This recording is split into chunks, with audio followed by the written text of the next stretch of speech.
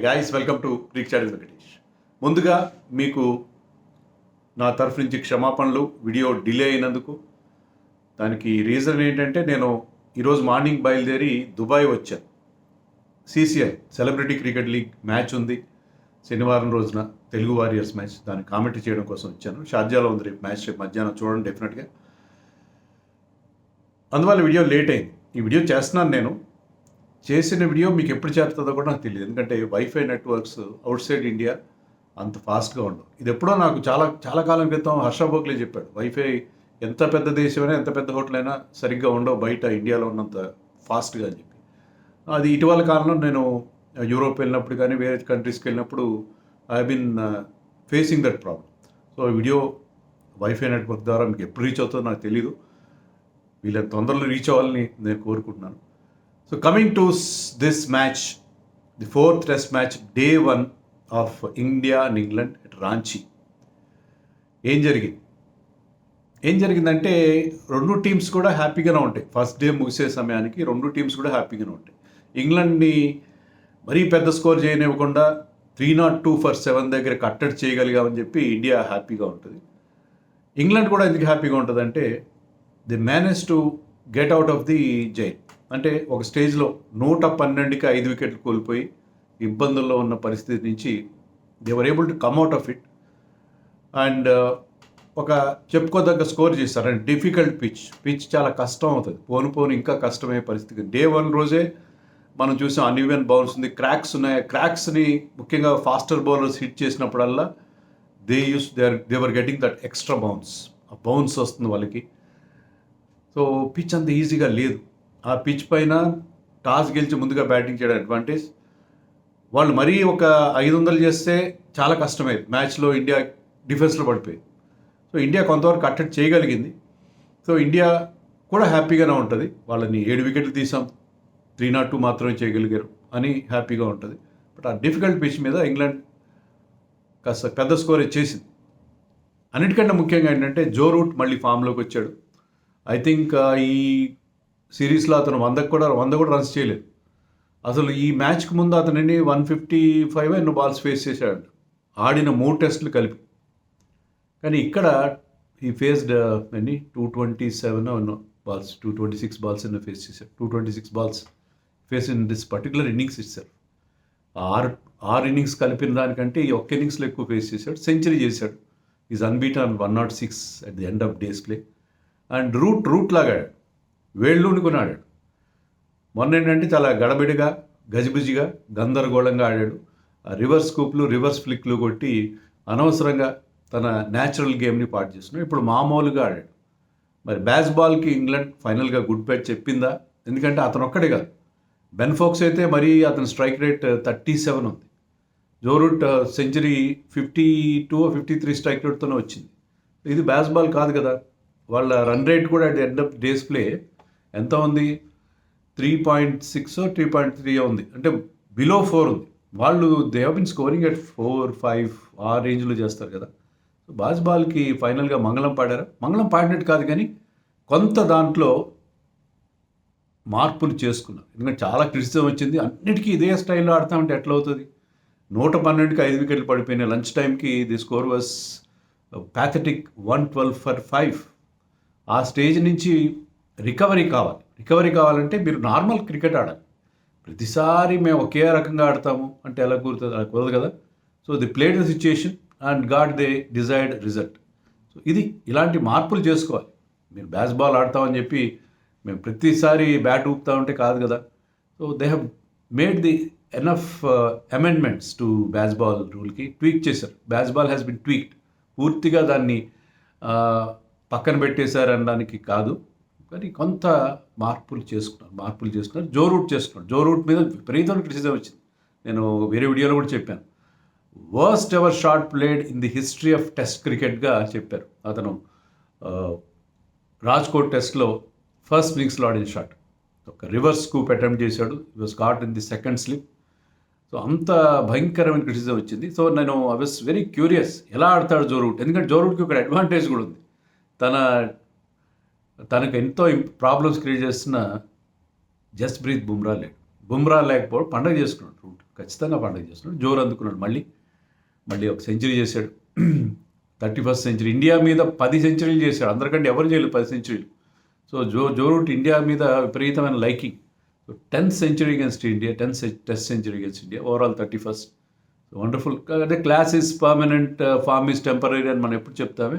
So ఈ proved is class ultimately. So అలాంటి players ఏదో ఒక టైంలో ఫామ్లోకి వస్తారు. అదే అక్కడ అతను ప్రూవ్ చేశాడు. సో ఇంగ్లాండ్ టాస్ గెలిచింది. ముందుగా బ్యాటింగ్ తీసుకున్నారు. ఎవరైనా బ్యాటింగ్ తీసుకున్నారు. రోహిత్ శర్మ అనేది తీసుకుంటాడు. అండ్ ఆకాష్ దీప్కి డెబ్యూ ఇచ్చారు. అండ్ ఈ బ్రీత్ ఫైర్. చాలా అద్భుతమైన బౌలింగ్ వేశాడు. మంచి పేస్, మంచి length and teasing line and subtle movement. కొంచెం మహమ్మద్ షమీని గుర్తు చేశాడని చెప్పాలి. ఎందుకంటే ఆ నిప్ బ్యాక్ అవుట్ వచ్చింది, బెన్ డకెట్ని అవుట్ చేసింది కానీ అలీ పోప్ని అవుట్ చేసింది కానీ wonderful bowling by this man Akash Deep. వచ్చిన అవకాశాన్ని 2 చేతులతో అందిపుచ్చుకున్నాడు. మంచి పేస్ ఉంది అతని దగ్గర అండ్ ఆ ఇంటెంట్. సో అద్భుతమైన bowling. Siraj was expensive. First spell బాగా వేయలేదు, సెకండ్ స్పెల్ బాగా వేసాడు. మళ్ళీ ఫస్ట్ స్పెల్లో ఒక ఓవర్లో అయితే క్రాలీ వెంట ఆఫ్టర్ హిమ్ 3 4లో 6 కొట్టాడు. బట్ తన సెకండ్ ఓవర్లోనే వికెట్ వచ్చి ఉండేది ఆకాష్ దీప్కి. But it was no ball. Clean bowled చేశాడు క్రాలీ. ఆ డిసప్పాయింట్మెంట్ నుంచి బయటకు వచ్చాడు. అది ముఖ్యం. ఎందుకంటే అది చాలా హార్ట్ బ్రేక్ డెబ్యూటాంట్కి. వికెట్ వచ్చినట్టే వచ్చి పోవడం అనేది. But he showed some character and he got rid of Duckett and Pope in just 1 hour. డకెట్కి అయితే ఆ బాల్ జస్ట్ ఎనఫ్, కరెక్ట్గా 4th స్టంప్ లైన్లో వచ్చిన బాల్ అది, ఆడి తీరాలి. And mood enough to take the edge. And a nip back to Oli Pope got rid of him for a duck. So ఇండియాకి మంచి start అందించాడు. And he again got Crawley. In that spell itself క్రాలీని కూడా out చేశాడు. ఎవరైతే అతను miss అయిపోయారంటున్నావు. But before that he made some good runs, quick runs చేశాడు. బట్ స్టిల్ క్రాలీని కూడా అవుట్ చేశాడు. సో 3 వికెట్స్ వచ్చిన ఆకాష్ దీప్కి. Wonderful start to his career. ఎవరికి డెబ్యూ ఇచ్చినా అందరూ బాగా ఆడుతున్నారు. అది సర్ఫరాజ్ కావచ్చు, జురెల్ కావచ్చు, now Akash Deep. So everybody is doing well. So అది మనకున్న టాలెంట్. అంటే మనం కొంత మార్పులు చేసుకోవాలి, కొన్ని డిలీషన్స్ చేసుకోవాలని చెప్పి ఇది సెలెక్టర్స్ కూడా ఒక ఐ ఓపెనర్గా మనం చెప్పుకోవాలి. So Akash Deep has done exceedingly well. Spinners కూడా కొంత హెల్ప్ ఉంది. ఎందుకంటే బెన్ స్టోక్స్కి జడేజా వేసిన బాల్ చాలా లో అయింది. క్రాక్స్ ఉన్నాయి పిచ్ పైన, కొంత రఫ్ ఉంది, అన్ఈవెన్ బౌన్స్ ఉంది. సో ఆ పిచ్ మీద అంత ఈజీ కాదు. సో లంచ్ టైంకి 112 for 5.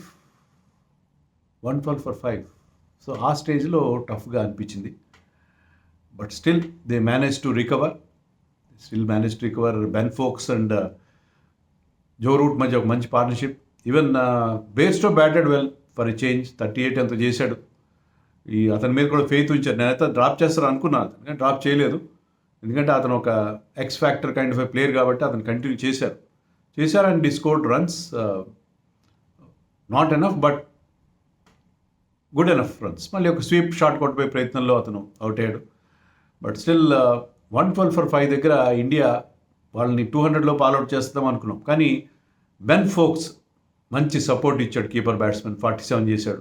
సో 113 రన్స్ యాడ్ చేశాడు జో రూట్తో కలిసి. అది మనని ఇబ్బంది పెట్టింది.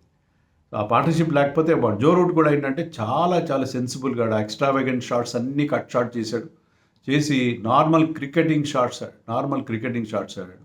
దానివల్ల మనం పాత జో రూట్ని చూసాం. ఎవరైతే మనకు తెలిసిన జో రూట్, ఇన్ని రోజులు ఎవరో somebody was posing as Joe Root, but the real Joe Root was on display today. So Joe Root అద్భుతమైన ఇన్నింగ్స్తో వాళ్ళు రికవర్ అయ్యారు. మన స్పిన్నర్స్ బాగా బౌలింగ్ అనేది. కుల్దీప్కి తక్కువ ఓవర్లు ఇచ్చాడు, సరిగ్గా అతన్ని అండర్ బౌల్ చేశాడు అనిపించింది. Kuldeep wood was effective actually. But ఏదో రోహిత్ శర్మ అలాగే డిఆర్ఎస్ కూడా ఎక్కువ వాడేసుకున్నారేమో అవసరమైన టైంలో. లేకపోతే మనకి లాస్ట్లో రాబిన్సన్ కూడా తొందరగా అవుట్ అయ్యాడు 8 దగ్గర. మన డిఆర్ఎస్ రివ్యూస్ లేకపోవడం వల్ల మనకి కుదరలేదు. సో డిఆర్ఎస్ రివ్యూలు కూడా ఎక్కువ వాడేసుకున్నాను. సో మనకు కలిసి రానప్పుడు అన్ని తప్పులే కనిపిస్తాయి, అది వేరే విషయం. బట్ లంచ్ తర్వాత మనకి రావాల్సిన రిజల్ట్స్ రాలేదు. వాళ్ళు కూడా బాగా రికవర్ అయ్యారు. బాల్ని పక్కన పెట్టి ఆడారు కాబట్టి they recovered well. And Robinson కూడా మంచి సపోర్ట్ ఇచ్చాడు జో రూట్కి. అతని ఇద్దరి మధ్య 57 runs partnership. Robinson we know is a good batsmen. ఇంగ్లాండ్కి ఉన్న లక్ ఏంటంటే even Mark Wood batted well in the series. So వాళ్ళకి అండర్సన్ లాంటి ఒకరిద్దరు తప్ప వాళ్ళ టెయిల్ ఎండర్స్ లేరు అంటే చెప్పుకోవాలి. దానివల్ల they have been batting well. వాళ్ళకి డెప్త్ ఉంది బ్యాటింగ్లో. సో రాబిన్సన్ అదే ప్రూవ్ చేసి. Siraj came back well in the second spell and got 2 wickets. So India అంత బ్యాడ్గా ఫీల్ అవ్వాల్సిన అవసరం ఏం లేదు. బట్ ఈ పిచ్ మీద 4th ఇన్నింగ్స్ ఆడడం చాలా కష్టం. సో సెకండ్ ఇన్నింగ్స్ అంటే మ్యాచ్లో సెకండ్ ఇన్నింగ్స్ ఇండియా బాగా ఆడాలి. రేపు మార్నింగ్ 350 లోపల ఇంగ్లాండ్ని ఆల్అౌట్ చేయాలి. 400 చేయని ఒకటి. 400 చేస్తే they will get the upper hand. ఈ పిచ్ మీద 400 is a very good score. So రేపు మార్నింగ్, ఎందుకంటే మార్నింగ్ కాస్త హెల్ప్ ఉంది, తర్వాత పిచ్ బాగా ఈజ్ అవుట్ అవుతుంది. సెకండ్ సెషన్లో అంత ఈజీగా ఫస్ట్ సెషన్లో లేదు. సో మార్నింగ్ ఆ రిమైనింగ్ 3 వికెట్స్ తొందరగా తీసేస్తే 350 లోపల ఆల్అౌట్ చేస్తే ఇండియాకున్న బ్యాటింగ్ ఇప్పుడు అంటే మన వాళ్ళు ఆడుతున్న తీరు, ఇంగ్లాండ్ బౌలింగ్లో మరి Anderson can be handful, Robinson can be handful. ఆ క్రాక్స్ని హిట్ చేస్తే వాళ్ళు skilful bowlers. But still India can, వాళ్ళ బ్యాటింగ్ అందరూ ఫామ్లో ఉన్నారు కాబట్టి మనం ఒక సబ్స్టాన్షియల్ లీడ్ సాధిస్తే కానీ కుదరదు. ఎందుకంటే ఈ పిచ్ మీద 4th ఇన్నింగ్స్ ఆడడం చాలా కష్టం. ఫస్ట్ 2 days ఆర్ 2.5 days మాత్రం బాగుంటుంది. తర్వాత పిచ్లో ఆ క్రాక్స్ ఓపెన్ అయినా, అన్ఈవెన్ బౌన్స్ పెరిగినా చాలా ఇబ్బంది అవుతుంది. కాబట్టి ఇండియా ఫస్ట్ ఇన్నింగ్స్లో చాలా అంటే చాలా బాగా ఆడాలి. అలాగే వికెట్స్ తొందరగా తీయాలి. అదే ఇండియాకి మోక్షం. సో అశ్విన్, జడేజా డిసప్పాయింట్ చేశారా? మనం చాలా ఎక్స్పెక్టేషన్స్ ఉంటాయి కానీ పిచ్లో ఫస్ట్ డే రోజున స్పిన్నర్స్ నుంచి అంత ఎక్కువ ఎక్స్పెక్ట్ ఏం చేస్తాం మనం. But face bowlers bowled well. Akash Deep కానీ, సెకండ్ స్పెల్లో సిరాజ్ కానీ. సో మనకి ఈ సిరీస్లో స్పిన్నర్స్ ఎక్కువ వికెట్లు ఇస్తారంటే బుమ్రా, సిరాజ్ అండ్ ఇప్పుడు ఆకాశ్దీప్, వీళ్ళందరూ ఎక్కువ వికెట్లు ఇస్తున్నారు. That's good thing actually. ఎందుకంటే ఇండియా అనగానే స్పిన్ ట్రాక్లు చేసుకుని గెలుస్తారని కాకుండా ఈసారి మనం అంత టర్నింగ్ ట్రాక్స్, ర్యాంక్ టర్నర్స్ చేసుకోకుండా, డస్ట్ బౌల్స్ చేసుకోకుండా మనం మంచి ఫలితాలు రాబడుతున్నాం. చూడాలి మరి టెస్ట్ మ్యాచ్ ఎలా ప్యాన్ అవుట్ అవుతుందో. సో ఈవెన్ స్టీవెన్స్గా నాకు అనిపించింది ఇంగ్లాండ్కి కొంచెం ఎడ్జ్ ఉందేమో కూడా చెప్పచ్చు మనం. ఎందుకంటే పోన్ పిచ్ ఎలా బిహేవ్ చేస్తుందో అర్థం కావట్లేదు. కొంచెం డేంజరస్ పిచ్గానే ఉంది. But so far so good. India should feel happy, England will feel more happy. బాల్కి వాళ్ళు ఇలాగే కంటిన్యూ చేస్తారా? టఫ్ సిచ్యుయేషన్స్లో కొన్నిసార్లు తాత్కాలిక కాల్పుల విరమణ అంటామే మనం ఇంటర్నేషనల్ రిలేషన్స్లో. టెంపరరీ సీజ్ ఫైర్ ఇచ్చారా? మీరు నాకు కామెంట్స్లో చెప్పండి.